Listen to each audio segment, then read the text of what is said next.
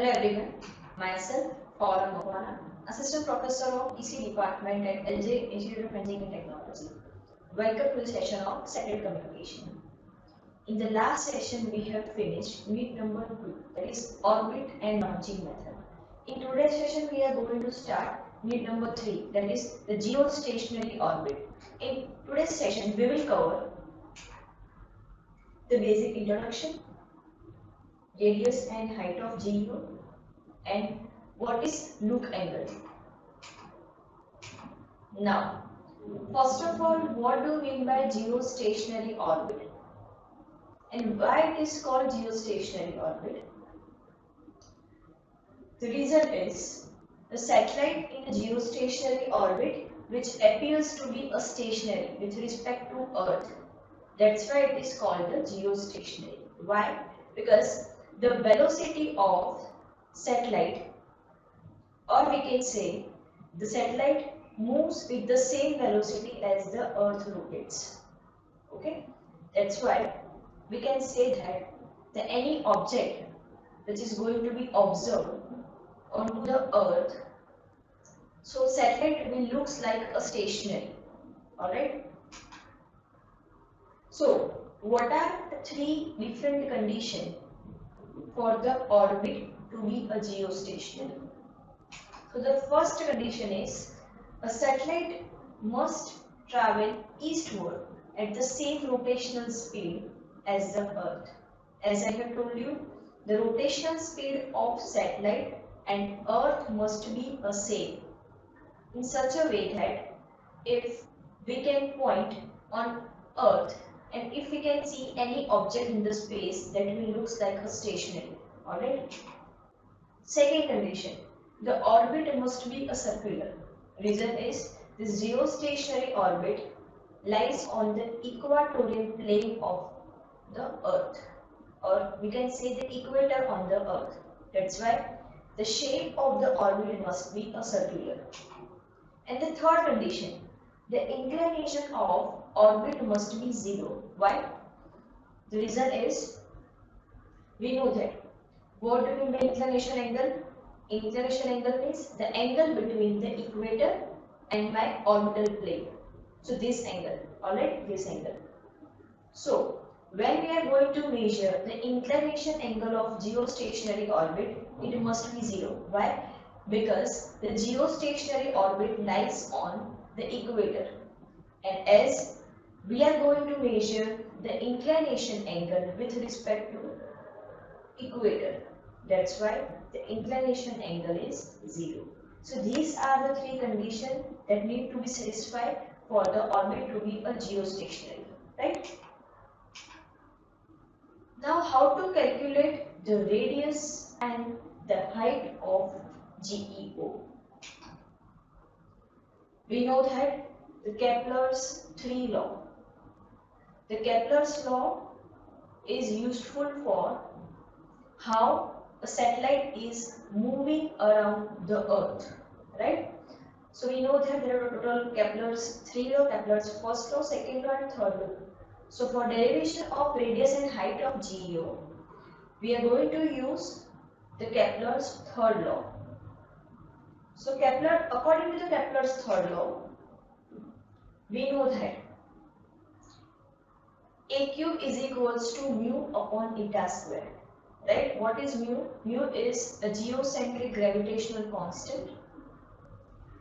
What is eta? Eta is my mean motion. And what is small a? Small a is semi-major axis, or we can say the radius of orbit.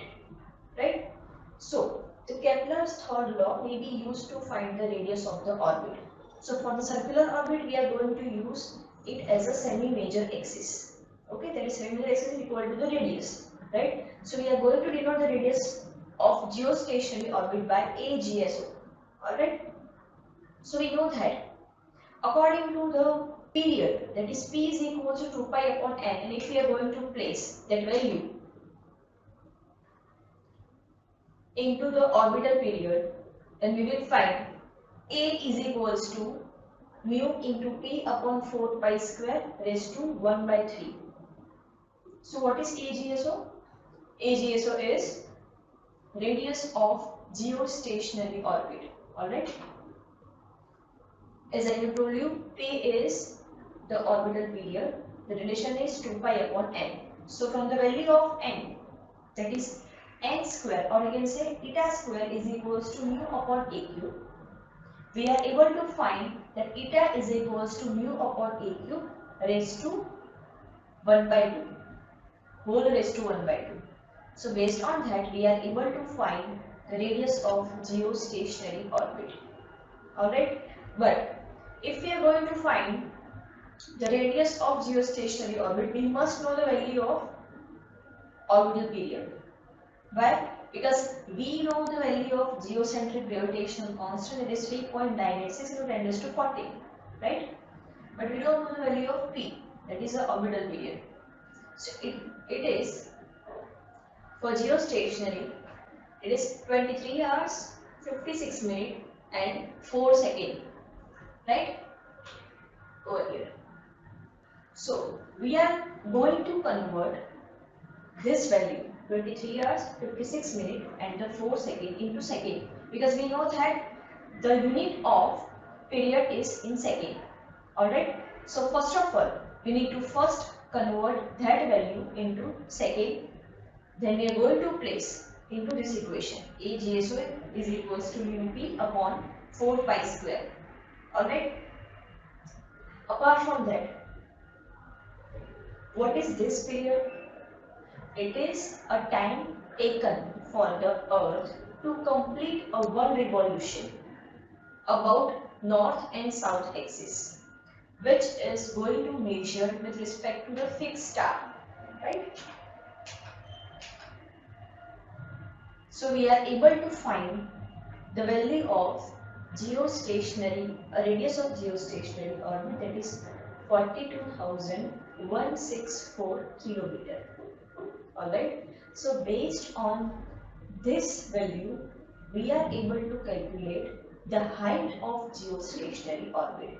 But we know that the height of geostationary orbit from the surface of Earth is 36,000, that we have already discussed in chapter number 1, right? But that was the value of ideal value, okay?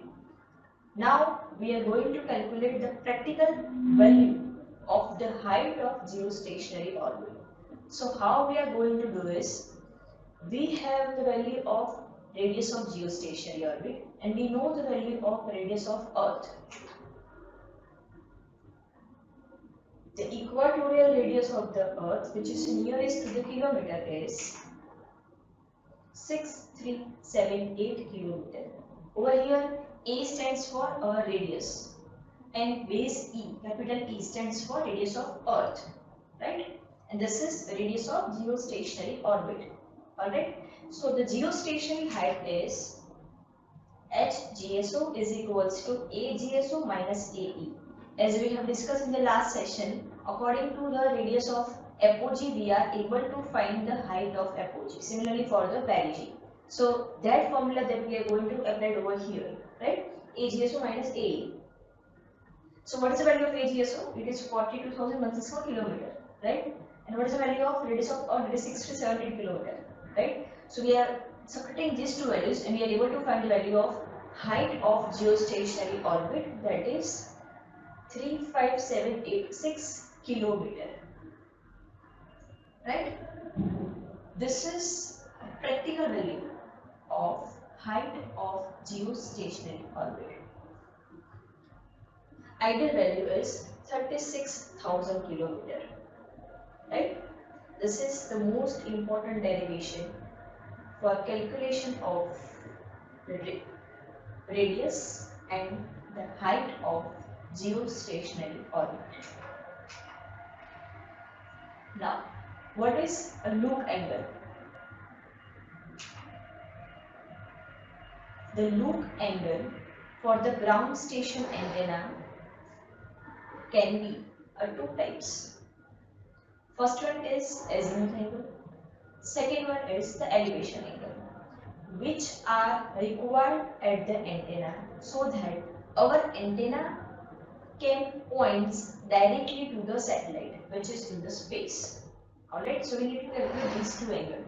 But first of all, we are going to understand what does it mean. Before starting the definition of azimuth and elevation angle, we need to understand that the value of this angle is going to be changed for a non-geostationary orbit. What is non-geostationary means? It can be LEO, MEO, HEO, geosynchronous orbit, polar orbit, likewise. Right? So, the value of this angle will not change for geostation. It is fixed because the satellite present in this orbit seems to be a stationary with respect to the Earth. That's why it is called the geostationary orbit. Okay. So these two angles are helpful in order to point the satellite which is directly from the Earth station antenna. Okay. Now, what do you mean by azimuth angle? It is the angle between this local horizontal plane, okay, and this point. What is called this point? This point is known as the sub-satellite point. We know that the vertical projection of satellite onto the surface of Earth. This is our Earth. This is North Pole, this is South Pole. Alright. So if you want to calculate the azimuth angle, we are calculating it from the angle between local horizontal plane and the plane passing through the Earth station. So the satellite, this angle, and the center of the Earth, this angle, is called the azimuth angle. Alright, so it measures the horizontal angle at the Earth station antenna with respect to the North Pole. Okay, this angle is called the azimuth angle. So this angle is used to track the satellite in horizontal manner. Okay, so if you want to track the satellite in vertical manner, so we are going to use the elevation angle. So what does it mean?